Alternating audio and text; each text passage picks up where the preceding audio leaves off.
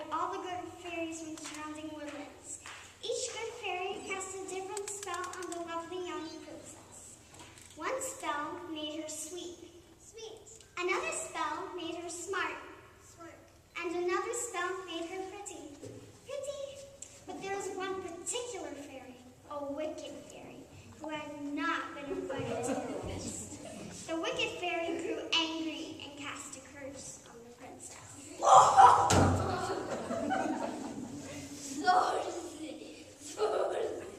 Sizzling soup.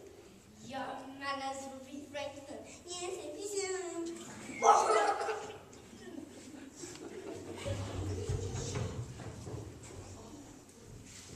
The king was horrified.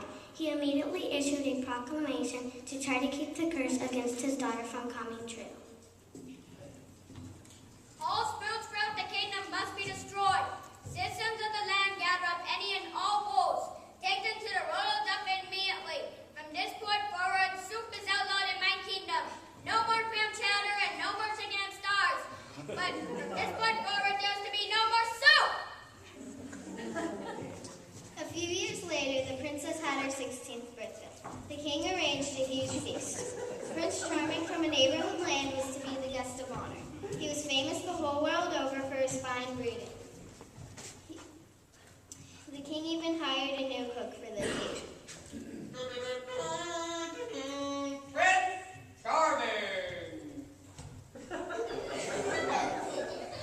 would like to say a few words to the lovely princess. If our manners are anything like my manners and him, I'm sure we will get along quite splendidly.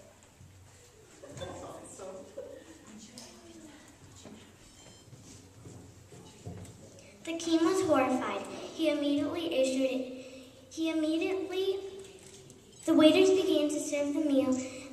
To the king's horror, they set down bowls of soup. The king had completely forgotten to tell the new cook that soup was forbidden throughout the land.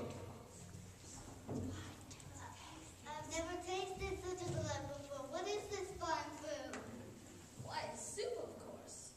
No, soup.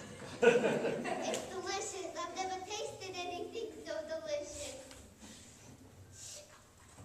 Well, I never. I believe I must be going at once. I have a previous engagement that completely slipped my mind. King, thank you for a most charming evening. Your daughter is a most interesting young lady.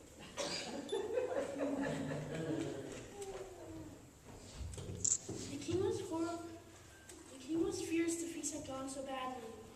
The good spirit's curse had taken hold. Certain beauty had scared off Prince Charming with her terrible manners. Sure, Prince Charming was somewhat of a snob. But what about the next young man who came to dinner? What if Sleeping Beauty scared him off too? The king decided at once he would fire the new cook. But Sleeping Beauty begged him not to. Until now, she never tasted soup, and she loved it. Please, Daddy, don't fire the cook. I could eat more soup. I love it.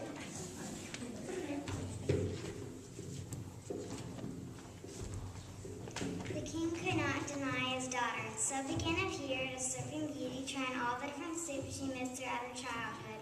Split night after night, meal after meal, she tried different soups. Split pea, chicken noodle, beef and barley. She loved them all, and she slurped them all up. The old king was terribly upset. If his daughter kept behaving this way, she might never find a husband. And so it happened that another prince was passing through the land. The king had no choice but to invite Prince Alarming to dinner.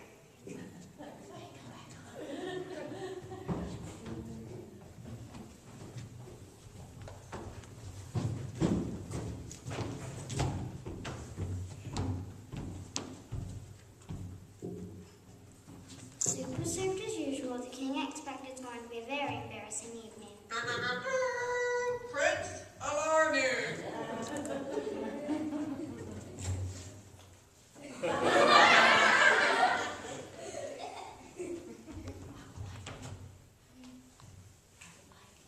I would like to say a lovely little princess. What did the flowers say to the baby? Fuzz off. Get it? Fuzz off. The princess began to Prince Charming began to laugh. He had a goofy, high-pitched laugh that sounded like this.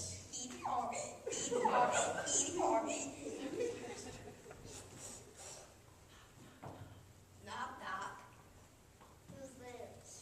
Lettuce. Let us through. Let it alone. Get in. Let it alone. Slurping Beauty laughed so hard that soup came out her nose. That made Prince Charming laugh even harder. Slurping Beauty didn't mind Prince Alarming's goofy laugh. In fact, she thought it was cute. Prince Alarming didn't mind the way Slurping Beauty ate her soup.